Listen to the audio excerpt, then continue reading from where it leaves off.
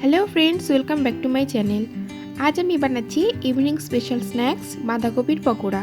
আশা করি আপনাদের রেসিপিটি ভালো লাগবে।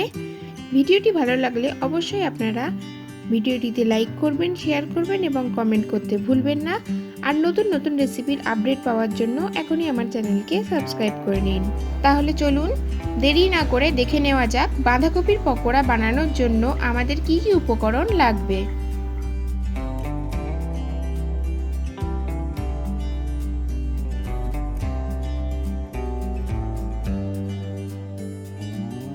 প্রথমে আমি একটা মিক্সিং বোলে নিয়ে নিচ্ছি 1 কাপ পরিমাণ মিহি করে কুচানো বাঁধাকপি। এবার এর মধ্যে আমি একে একে নিয়ে নিচ্ছি 1 টেবিলস্পুন মতন কুচানো রসুন,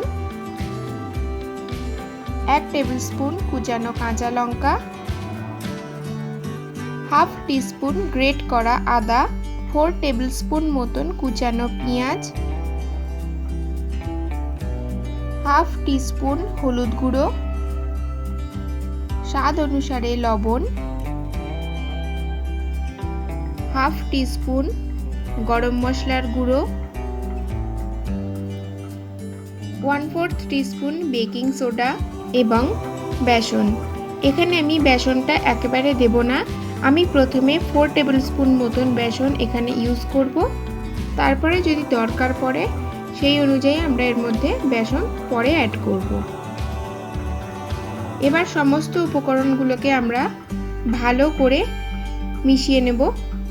আমি এখন এর মধ্যে জল অ্যাড করছি না, আগে সম্পূর্ণভাবে ভালো করে মিশিয়ে নেব, কারণ যেহেতু লবণ দিয়েছি বাঁধাকপির থেকে জল বেরোবে, সেই জলেই আশা করি মাখা হয়ে যাবে। যদি আমাদের দরকার পড়ে তাহলে এর মধ্যে আমরা অল্প পরিমাণ জল অ্যাড করব।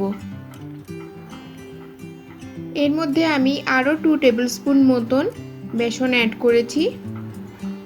আবার ভালো করে মিক্স করে নেব।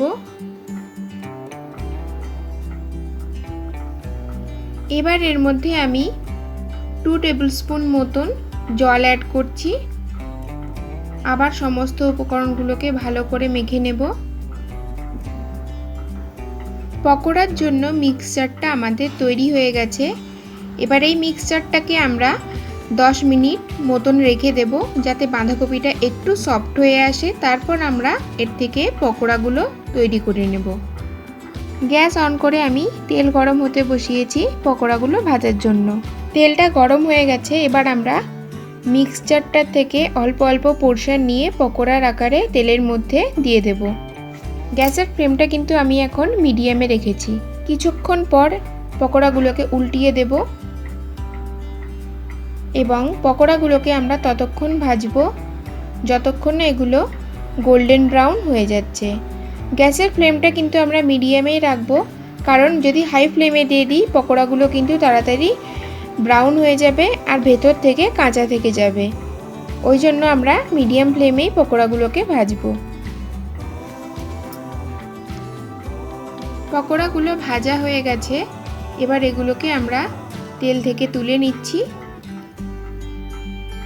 বাকি পকোড়াগুলো আমরা একই প্রসেসে ফ্রাই করে নেব।